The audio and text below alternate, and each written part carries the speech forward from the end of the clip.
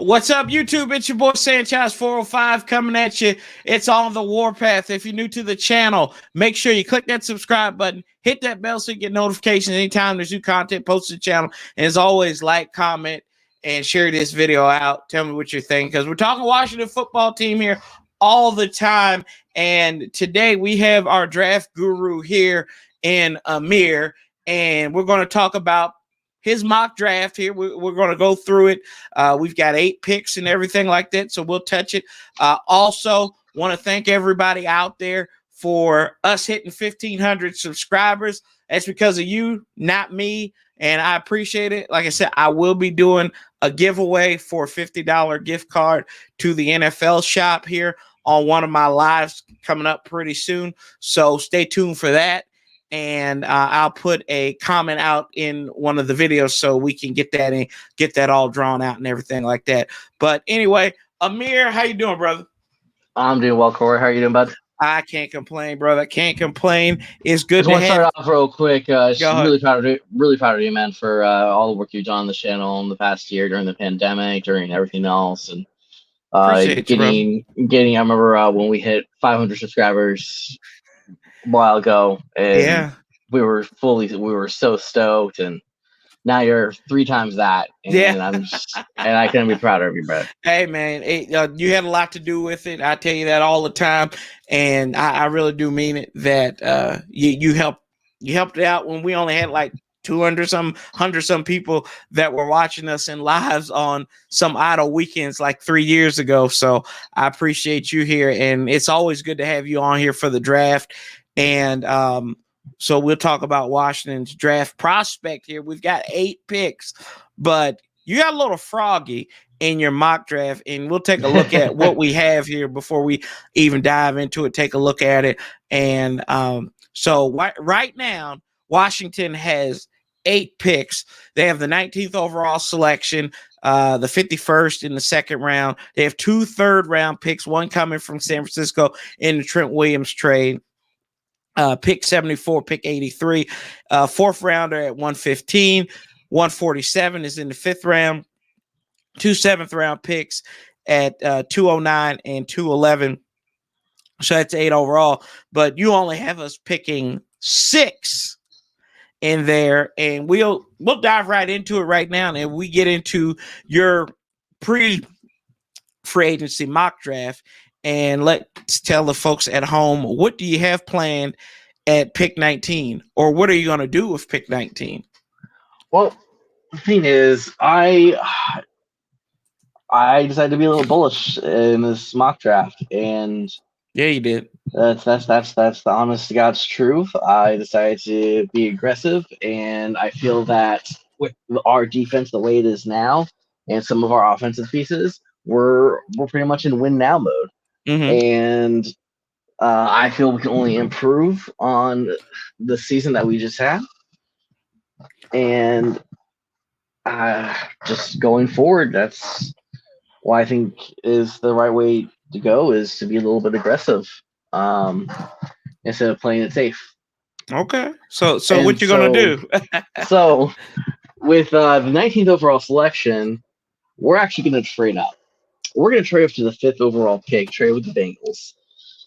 The Cincinnati Bengals will receive the 19th overall, the 83rd overall, and tackle Morgan Moses, as well as next year's 2nd round pick. And we'll receive the 5th overall pick in return for that. And the pick is going to be Jamar Chase, the wide receiver from LSU. And Jamar Chase, he didn't play last season, and but he had a great season when they won the national championship. He had over 1,700 yards and 20 touchdowns with Joe Burrow.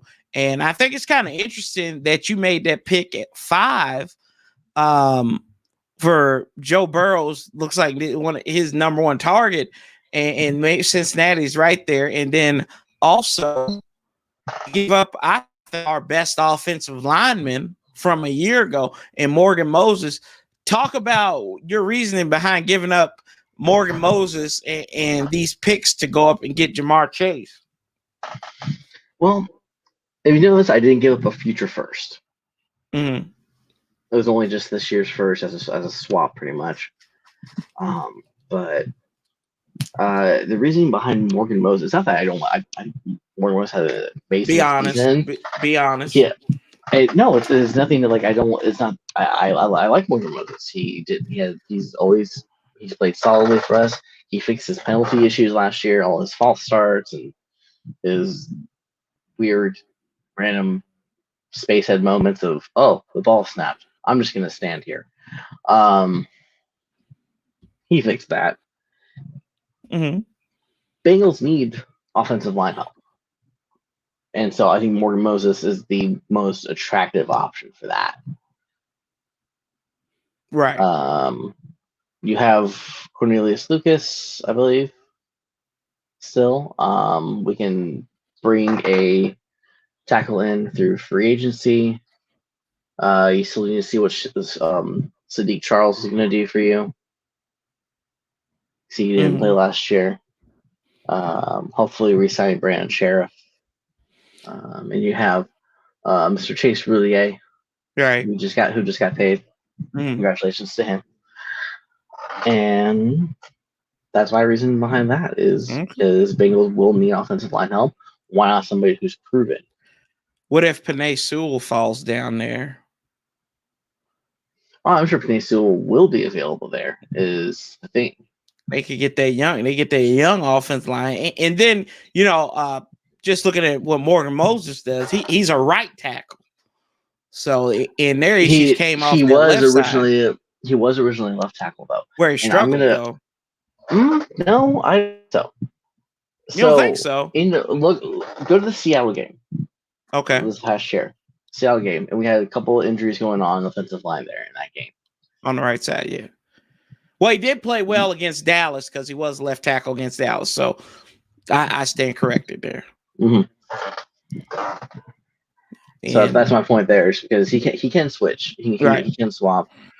And I'm sure they would rather have at least a proven tackle, regardless of the side of the ball, to help protect their quarterback of the future, who was playing very well until unfortunate ACL accident happened.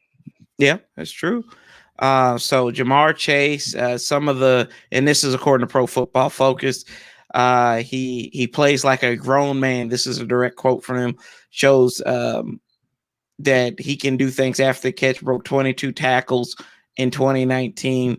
Gets off the line of scrimmage. He's physical. 6'1", 200 pounds. Last time I checked, tracks the ball better than any wide receiver in the country. Some of the things on him is not the shiftiest of players. And Joe Burrow was the reason. Well, maybe he was the reason for Joe Burrow's success. I don't really know how you can put that as a negative, but that is what it is there. So Jamar Chase, you don't give up a first-round pick. You really just swap picks, and then you give them up one of our third-round picks, and then the second-round pick as well. So our original third-round pick, and then a second-round pick next year, and you get Jamar Chase to add to whoever he's going to be whoever's going to be thrown to, whether it's Heineke, Kyle Allen, or somebody else. And we don't have we don't have our third round pick, but we still have a second round pick this year.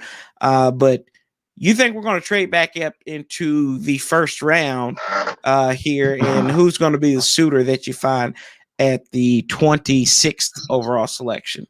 So I have another trade here. So we'll be trading back into the first round from 51st overall to 26th overall with the Cleveland Browns. With this trade, we'll be giving up the 51st overall, 147th overall, and a 2022 fourth rounder. So again, I'm being aggressive, and you are being crazy. You're being aggressive. I don't know that ganja over there in the Sunshine State, brother. You're going bold on me. State, just so you know. That's right. Shoot, Lord, the Golden State, right? Y'all the Golden State now. There you go. I mean, you're in that DMV area. I'm not in the DMV. I'm from there, but I'm not in the DMV right now. But yeah, man. So who you got there when you trade with Cleveland? Okay, so what I have is we'll receive the 26th overall, and it's gonna be Mac Jones, quarterback from Alabama. I know he had some character issues earlier on in his tenure at Alabama. He got arrested for DUI. But if I had to sit there watching Jalen Hurts and Tua play ahead of me, I'd probably be drinking too.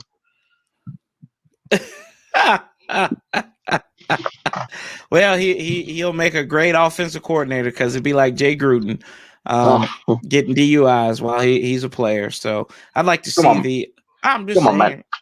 I'm just saying. Hey man, I'm just saying. That's a good Mac Jones, not Mac Jones, but Jay Gruden impression there. But Mac Jones had a great season last year, 4,500 yards even. Was in the running for national champion. National champion, was in the running for the Heisman.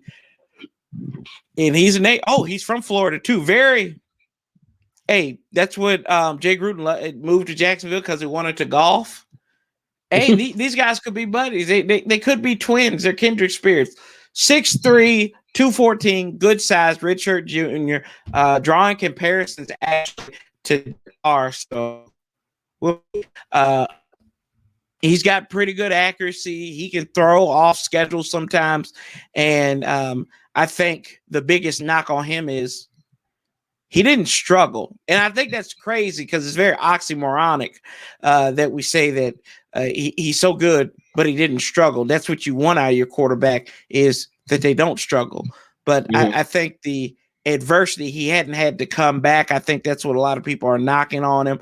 And he doesn't have that typical body of a quarterback. He looks like you and me, kind of, especially after the national championship. He was smoking that cigar and everything, trying to do his best Joe Burrow. But you like Mac Jones in this one, and he said some good games. Like I said, very accurate. And do you think he'd be a day one starter for this team, or is he going to sit behind Heineke or Allen? I think with Ron, they'll have the open competition. Like he said, he's not going to promise a job to anybody. And I think that even if he were to sit for 5 or 6 games, or even the whole first year, that's not a knock on him. It's more or less of, we want to make sure you know the offense. And that's how they used to do it anyways. So I mean, it's I don't think that's a problem. This instant gratification world that we live in is the problem. We have to, even though I said we're going to win now, we also have to prepare for the future at the same time. The future is now, though. And the future is now. That's right. But I think, with the competition between Allen coming off was an ACL or Achilles? Oh gosh, no, it was a broken leg. He broke his leg. Yeah, broke his leg. Coming off the broken leg, which is probably healed by now, honestly. And then Heineke, who's fan favorite. He's favorite of Chase Young. With Mac Jones coming in, and then you put it into a 3-horse race there. I think it's possible Mac Jones beats him out. And so I think it's possible he does become a day one starter. And I think he probably could be the day one starter because of the pressure from the media, and the fan base will allow that the irrational reasoning of our fan base will probably push if Mac Jones is drafted by Washington. I have another point to bring up here. Go ahead. Is that I think the factor of him being a national champion is underplayed. And I think that goes for a lot of players who are trying to make the leap from college into the NBA. I'm sorry, the NFL. When they're trying to make that leap, and they get that sense, they get that taste of winning, immediately, it goes back to when Russell Wilson won the Super Bowl in his second year in the NFL. Mm-hmm. And in an interview he was having with the guys from Fox or with NFL Network, one of the two, they said, "Hey, repeat what you just told me right now." I asked you off camera. You've won. What's going through your head right now? And Russell Wilson repeated what he said. He said, "I want another one." There you go. So you get that hunger. You get used to that. You get addicted to winning. And I don't think being addicted to success is anything wrong. We'll see. I just think I think I don't think Mac Jones is gonna be available at 26 because I think you look at a couple of teams there, and you look at Pittsburgh, you look at New England, who Bill Belichick has a great relationship with Nick Saban. They're best friends. I think New England could sneak up and get Mac Jones. They need a quarterback. They really don't know who's going to be. They said maybe Jimmy G might go out there, but you never know. So, but I like the thinking behind Mac Jones, but I think there's still a lot of question marks if he even falls that far. I think there's going to be a run on quarterbacks in the first round, and I think at nauseum and probably at stupidity. I think we'll see 5 or 6 taken in the first round. I agree with you. I think somebody will even reach and they'll take Kyle Trask at 32. Yeah, and I'm not a big fan of Kyle Trask after that bowl game and his coach making excuses on why they got the break speed off of him in that game. So was it the wind? Huh? Was it the wind? No, he said that they didn't have to play this game and they played it anyway, pretty much. Mullen, the coach down there this year, who has had some run-ins with stupidity. But you go, so after that, we don't have, after Amir has basically sold the farm for 2 players, we don't pick until pick 74, which I'm impressed we'll even get there. So on day 2, we go to 74, and you stay on the offensive side of the ball. So your first 3 picks are offense. Who are you taking in the 3rd round with the 74th overall selection? I am taking Walker Little, offensive tackle out of Stanford.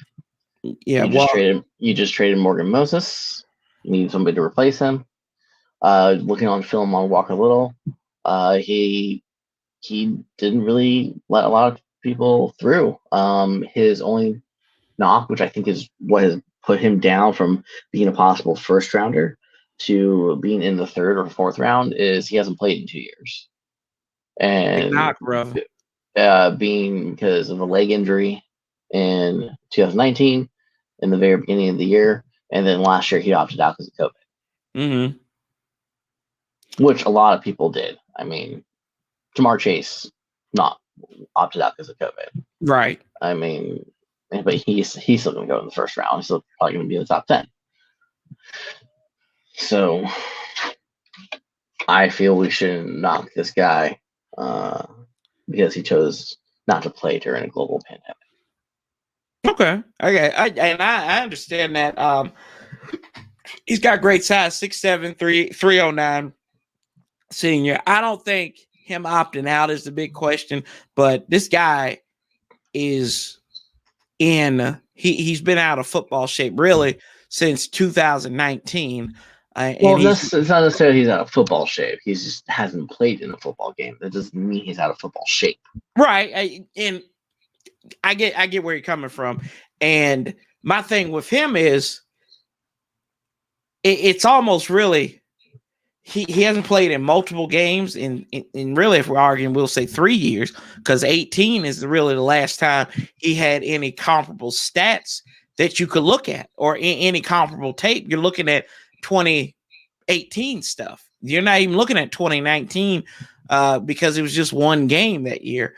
And he's got good mirroring abilities. Granted, he played in that Pac-10, Pac-12, whatever it is there. Played a lot at left tackle. 19, he played over 780 snaps there. And 19, he played 72 snaps in that in I believe that first game. He did play a little bit of right tackle in 18 for like 7 snaps. So he's got good footwork. That's something you're going to need there. And he might he may be good if we get Brandon Sheriff back. He might be good beside Brandon Sheriff there. Mm-hmm. Yep. And even so, like maybe you swap Brandon Sheriff over to the left side. Brandon Sheriff was a left tackle in college. Yeah. We brought him in to be a right tackle. Arms just a little tiny bit too short. And that's why we moved him to guard.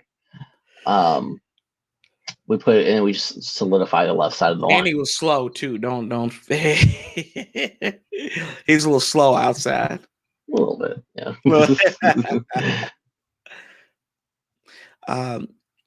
So with Walker Little, you go offense there, and now you finally go on day 3 of the draft at pick 115.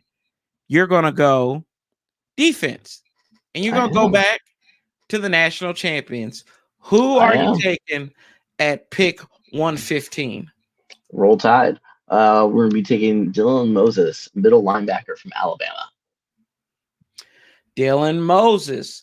Nice pick. Nice linebacker. He's on that good defense there under Nick Saban's boys and everything like that, and won national championship. And he's got some interesting thing to say. He doesn't really look off of the quarterback too much. Too many times he kind of zeroes in on it. He loves the quarterback, but he can close in on ball carriers. 6'3", 240. He's a senior. And what spot would you have him playing at if you were the decision maker, if you're Ron and Jack Del Rio? Well, with one of the people that I would like to target in free agency, I would have him behind him for a couple of years to learn ways of the NFL and to get a little bit better, and he can play special teams. So definitely be middle linebacker. Be you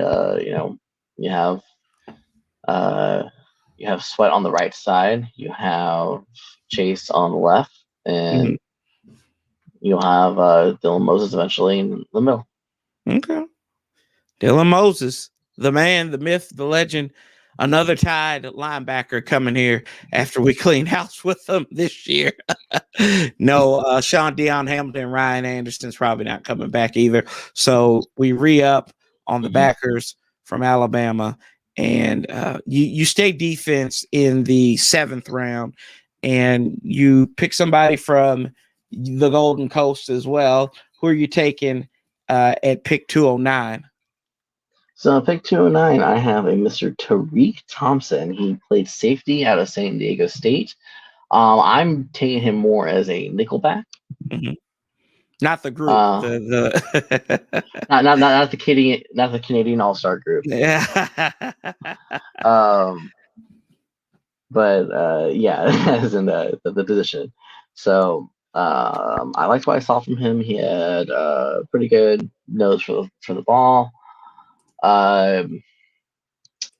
He's willing to tackle against the run. He does a good job coming downhill. He has good versatility and instincts to kind of set him apart, and his ability and skill set to align on the back end with coverage responsibilities in the slot. And he has good ball skills. Yeah, he can tackle too. He tackles against the run, and they said he played going downhill according to the Draft Network. And in the passing game, like you just said, he's versatile. He can play that slot spot as nickel, and they'll be interesting here. This one, I believe you might hit that one on the hammer, because you have had some picks that were on the money. And we'll get into that in a second. And we'll wrap up your mock draft here with one more play. Huh? What'd you say? One of them's worked out so far. Yeah, that's true. That's true. You're absolutely right. Oh, Tim Settle. That's right. Well, we'll go through your last year here in a minute. Yeah. So who do you got as the Omega Man, as we like to call it in the Greek world? Who do you have as Mr. Irrelevant for Washington? Mr. Relevant for Washington, we're going to be taking a wide receiver here. We're going to be taking a big boy. His name is Trayvon Grimes out of Florida. All right. 6'4", 217. Doesn't have impressive speed, but he has long strides. And watching film on him, he has really good hands. Really, really good hands. Goes up, gets the ball. Think of it as like a Pierre Garçon kind of type, you guys, if you will, but taller. So possession receiver right there. Okay. Mm-hmm. Big fella. Okay. Trayvon Grimes, go number 8, 6'4", 217. And that wraps up the pre-free agency mock draft here for Amir and I. And Amir, this I mean, as far as the trades go, pretty good. I think you're thinking like Scott McLuhan and drinking that liquor bottle, but other than that, great job on this draft. And I said that you've hit it on the money. I think you picked Monte Nicholson right there at his spot. Yeah, you did. You picked him right on the money back in 17. You said we were going to take Geist and Tim Settle. We picked those guys up. I think you said Geist was. Did you say he was going to be a second round pick or first round pick? I think I had him in the first. Okay, I'd have to go back and look at it, but and then I had Settle in the second, and then we ended up getting them both in 18, but only one's worked out. Only one's worked out so far. That's Tim Settle, but hey, we say all the time. The draft is a crapshoot. So it is. It's a crapshoot, and y'all, we tell me what you're thinking here about the mock draft. Do you like it? Do you not? Comment your mock draft in the comments there, and also whether it's for Washington or it's for your team. Who do you think we're going to take? Do you think Amir is a little too lofty, like me?